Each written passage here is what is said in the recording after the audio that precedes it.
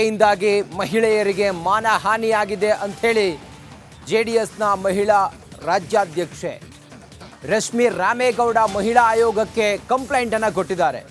ಆ ಮೂಲಕ pen drive ಅನ್ನು ಯಾರು ಹಂಚಿದ್ರೋ ಅವರು ಮಾಡಿರೋ ಕೃತ್ಯ ಯಾರು ಕೂಡ ಸಹಿಸುವಂಥದ್ದಲ್ಲ. ರಾಜ್ಯ ಮಹಿಳಾ ಆಯೋಗಕ್ಕೆ ರಶ್ಮಿ ರಾಮೇಗೌಡ ದೂರು ಕೊಟ್ಟಿದ್ದಾರೆ. ಜೆಡಿಎಸ್ನ ಮಹಿಳಾ ವಿಭಾಗದ ಅಧ್ಯಕ್ಷೆ ರಶ್ಮಿ ರಾಮೇಗೌಡ ಮಹಿಳಾ ಆಯೋಗದ ಕಚೇರಿಯಲ್ಲಿ ದೂರನ್ನು ಕೊಟ್ಟಿದ್ದಾರೆ. ಪೆನ್ ಡ್ರೈವ್ ಹಂಚಿಕೆಯಿಂದ ಮಹಿಳೆಯರ ಮಾನಹಾನಿಯಾಗಿದೆ ಅಂತ ಹೇಳಿ ದೂರನ್ನು ಕೊಟ್ಟಿದ್ದಾರೆ ಜೆಡಿಎಸ್ನ ಮಹಿಳಾ ವಿಭಾಗದ ಅಧ್ಯಕ್ಷೆ ರಶ್ಮಿ ರಾಮೇಗೌಡ.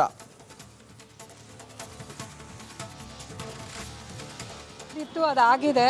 ಇವಾಗ SIT ತನಿಖೆಗೆ ನಮ್ಮ ರಾಜ್ಯ ಸರ್ಕಾರ ಒಪ್ಪಿಸಿದೆ.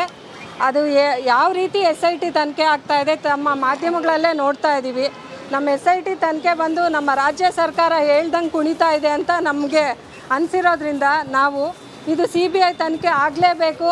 ನಮ್ಮ ಏನು ಹೆಣ್ಮಕ್ಳು ಮಾನ ಮರ್ಯಾದೆ ಹರಾಜು ಮಾಡಿದ್ದಾರೆ, ರೂಮಲ್ಲಿ ಇರಬೇಕಾಗಿರೋ ವಿಷಯ ಬೀದಿಗೆ ತೊಗೊಂಬಂದಿದ್ದಾರೆ, ಅವ್ರ ಸಂಸಾರ ಹಾಳಾಗಿದೆ, ಅವ್ರ ಮಕ್ಕಳು ಯೋಚನೆ ಮಾಡಿ ಆ ಮಕ್ಕಳ ಪರಿಸ್ಥಿತಿ ಏನು, ಅವ್ರ ಮನೆಯವ್ರ ಪರಿಸ್ಥಿತಿ ಏನು, ಅವ್ರ ಬೀದಿಲಿ ಹೇಗೆ ತಲೆ ಎತ್ಕೊಂಡು ಓಡಾಡ್ತಾರೆ.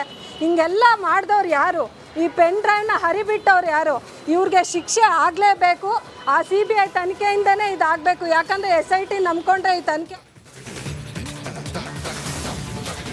ಪೆನ್ ಡ್ರೈವ್ ಕೋಲಾಹಲದ ವಿಚಾರಕ್ಕೆ ಸಂಬಂಧಪಟ್ಟಂತೆ ಮಾಜಿ ಶಾಸಕರುಗಳು ಒಂದೊಂದೇ ಸ್ಫೋಟಕ ಮಾಹಿತಿಯನ್ನ ಆಚೆ ತರ್ತಾ ಇದ್ದಾರೆ. ಇದೇ ಕೇಸ್ನಲ್ಲಿ 3-4 ಮಹಿಳೆಯರು ಆತ್ಮಹತ್ಯೆಗೆ ಶರಣಾಗಿದ್ದಾರೆ ಅನ್ನೋ ರೀತಿಯಲ್ಲಿ ಶಾಸಕರೊಬ್ಬರು, ಮಾಜಿ ಶಾಸಕರೊಬ್ಬರು ಮಾತಾಡಿರೋದು.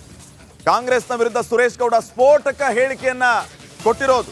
ಕಾಂಗ್ರೆಸ್ನಿಂದ ಹೆಣ್ಣು ಮಕ್ಕಳ ಮಾನ ಬೀದಿಗೆ ಬಂದಿದೆ. ಇವರು ಕುತಂತ್ರ ರಾಜಕಾರಣದಿಂದಾಗಿ ಇವತ್ತು ಹೆಣ್ಮಕ್ಳು ಗೌರವ ಕಳ್ಕೊಳ್ಬೇಕಂತಹ ಪರಿಸ್ಥಿತಿ ಬಂದಿದೆ. ಇದೇ ವಿಚಾರಗಳನ್ನ ಇಟ್ಕೊಂಡು ಕಾಂಗ್ರೆಸ್ ನಾಯಕರು ಅಧಿಕಾರಿಗಳನ್ನ ಹೆದರಿಸ್ತಾ ಇದ್ದಾರೆ. ಇದು ಮಹಾನ್ ಅಪರಾಧ, ತಪ್ಪಿತಸ್ಥರಿಗೆ ಶಿಕ್ಷೆ ಆಗಲೇಬೇಕು ಅನ್ನುವಂತಹ ಆಗ್ರಹ ಕೇಳಿ ಬಂದಿದೆ. ರಿಪಬ್ಲಿಕ್ ಕನ್ನಡಕ್ಕೆ ಸುರೇಶ್ ಗೌಡ ಈ ವಿಚಾರವಾಗಿ ಎಕ್ಸ್ಕ್ಲೂಸಿವ್ ಆಗಿ ಮಾತಾಡಿದ್ದಾರೆ. ಈಗಾಗಲೇ ಎಷ್ಟೋ ಜನ ಹೆಣ್ಮಕ್ಳು ಸಂಸಾರದಲ್ಲಿ ಬಿರುಕುಬಿಟ್ಟಿದೆ. ನಮಗೆ ಇರ್ತಕ್ಕಂಥ ಮಾಹಿತಿ ಪ್ರಕಾರ 3-4 ಸೂಸೈಡ್ಗಳು ಆಗಿದೆ ಅಂತಕ್ಕಂಥದ್ದು ಸಹ ಬರ್ತಾ ಇದೆ. ಜೊತೆಗೆ ಸರ್ಕಾರಿ ಅಧಿಕಾರಿಗಳು ಏನು ಈ ವಿಡಿಯೋದಲ್ಲಿ ಭಾಗಿಯಾಗಿದ್ದಾರೆ ಅಂತಕ್ಕಂಥ ವಿಷಯ ಇದೆ. ಅವರನ್ನು ಅಧಿಕಾರದಲ್ಲಿ ಇರ್ತಕ್ಕಂಥ ಈ ಪಕ್ಷದ ಮುಖಂಡರುಗಳು ಅವರವರ ಕಚೇರಿಗೆ ಅವರವರ ಜಾಗಕ್ಕೆ ಕರೆದು ಅವರನ್ನು ಹಣಕ್ಕೋಸ್ಕರ ಬೇರೆ ಅವರ ಉಪಯೋಗಿಸ್ಕೊಳ್ಳೋಕ್ಕೆ ಬ್ಲ್ಯಾಕ್ ಮೇಲ್ ನಡೀತಾ ಇದೆ ಅಂತಕ್ಕಂಥದ್ದು ಸಹ ಒಂದು ಆಪಾದನೆ ಇದೆ. ಈಗಾಗಲೇ ಎಷ್ಟೋ ಜನ ಹೆಣ್ಮಕ್ಳು ಸಂಸಾರದಲ್ಲಿ ಬಿರುಕುಬಿಟ್ಟಿದೆ.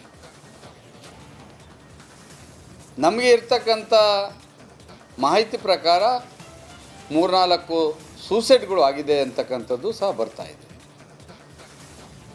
ಜೊತೆಗೆ ಸರ್ಕಾರಿ ಅಧಿಕಾರಿಗಳು ಏನು ಈ ವಿಡಿಯೋದಲ್ಲಿ ಭಾಗಿಯಾಗಿದ್ದಾರೆ ಅಂತಕ್ಕಂಥ ವಿಷಯ ಇದೆ.